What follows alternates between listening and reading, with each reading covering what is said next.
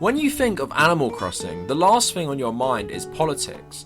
For many, Animal Crossing is an escape, to exist in a world where most people want to be your friend, and the most complicated issues you face are completing the encyclopedia by fishing or capturing bugs. You plant flowers, dig up fossils, go to KK Slider's concert at 8 PM on a Friday, and design new shirts for your villagers to wear. It is a series I have loved since playing the demo for Wild World as a kid at my local HMV. It has been a game I've spent so much time on, and I find it really relaxing to play as an adult. Being an adult and having studied politics in my master's degree, I now start to assess and dissect most media I consume through the prism of politics. And while getting my teeth into new horizons, I've been thinking about the politics of this series, which I will now discuss in the video. Is the world of Animal Crossing a socialist utopia that Karl Marx would have approved of, or a consumer capitalist hellscape that Tyler Durden would find disgusting? So I can already hear the comments saying, Cavanacle, how can Animal Crossing be a socialist utopia? Are you crazy? Do you lack any political understanding?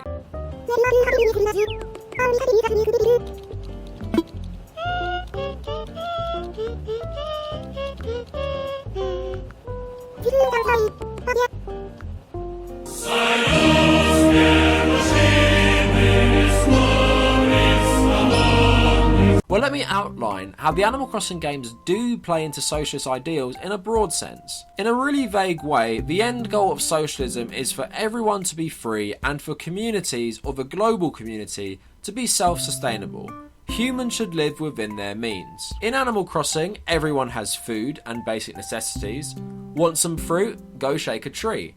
Want some fish? Go fish from out of a stream or a river. This might not actually offer much variety, but the food is there. Electricity, heat, water are all provided for you in your home at no additional cost, and with these basic needs taken care of, everyone is mostly free to pursue their own interests.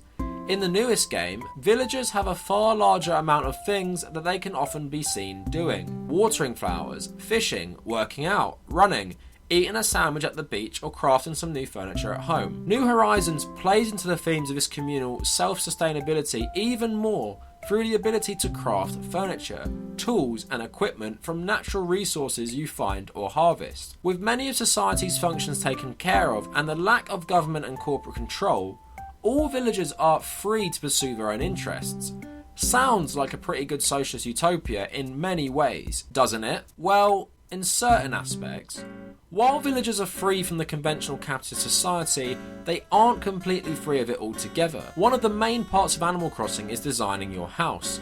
It is even rated by an external body, the HRA. This drives the pursuit of material goods, and it also drives people to one-up each other, whether that be in the village or in online communities. And of course, having the best and most furniture is dictated by how much capital or bells you manage to earn. Now, you can do this through fishing, through farming fruits, or through catching bugs, but this can be dictated by your skill levels or connections with friends who also have the game, meaning certain people will be able to accumulate more wealth than others.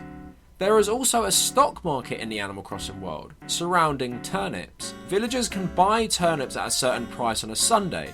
Every day, Tom Nook or his nephews Timmy and Tommy will have 2 different price points to buy turnips from you. Turnips will rot a week after you buy them, and the stock market is shut on a Sunday, so you must sell between Monday and Saturday. The stock market can be extremely lucrative, but it's a place where you can lose it all. But the draw of it is giving you the financial capability to buy more material goods. The pursuit of bells is also driven by the desire to get a bigger house.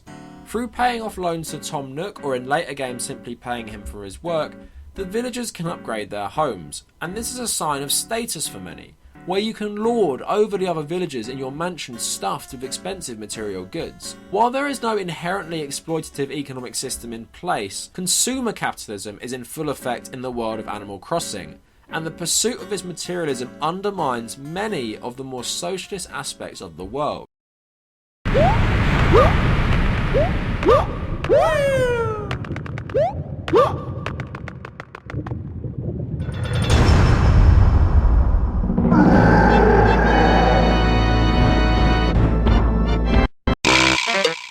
Zone 4. Yeah. Get money. New money. Hey, rich boy say quick, nigga Niggas wanna check shit tight, no slick, just bought a Cadillac.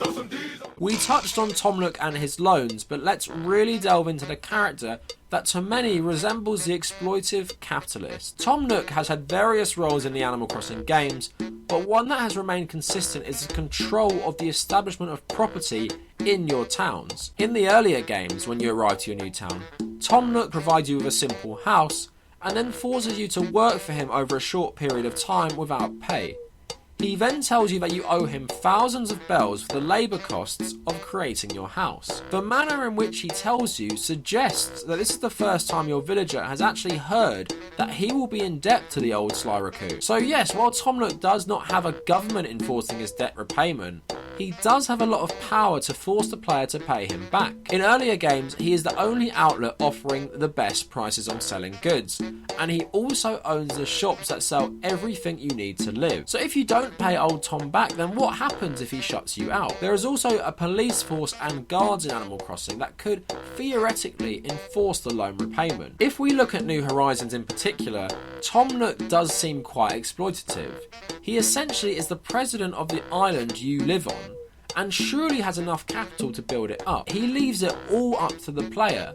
On top of forcing you into his loan scheme, he doesn't actually pay you for your labour, so you better enjoy gathering all the resources and furniture for incoming residents without pay, and then you better love paying totally exploitative prices to establish basic services and utilities like bridges and stairs. I genuinely felt exploited in the early parts of the game, that I could not progress without doing Tom's dirty work, which he didn't actually pay me for. Tom also has a monopoly on the stalk market and the shops that sell basic essentials. Again, the power dynamic gives Nook the power to exploit the other villagers. So with this framing in mind, it's safe to say that old Nookie is a typical exploitative capitalist. Well, yes and no. As a young raccoon, Nook set off to the big city to grow his business, but he came back humbled. Perhaps this lack of success has drove his business model. While it's clear his brand of entrepreneurship has proved fruitful, he is not as exploitative as your traditional capitalist. For one, he never charges interest on your mortgage, and there is no time frame to pay it back.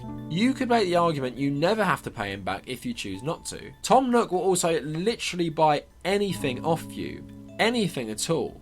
In the latest game, his nephews will even buy your weeds from you. Who knows what he does with all this junk, but it's fair to say that any good capitalist, now there's an oxymoron for you, would not be spending a fair chunk of his capital on stuff he can't realistically sell for profit or use in any capacity. But overall, behind the friendly exterior, Nook has a monopoly on many things in your village and can be very exploitative. With all this in mind, where does Animal Crossing exist on the political spectrum? It is clear it exists outside of a conventional capitalist system.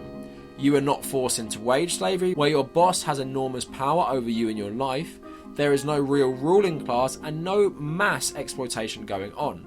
You also have no real utility bills to pay, and you can spend most of your time doing what you want. However, the world of Animal Crossing is still driven by consumer capitalism.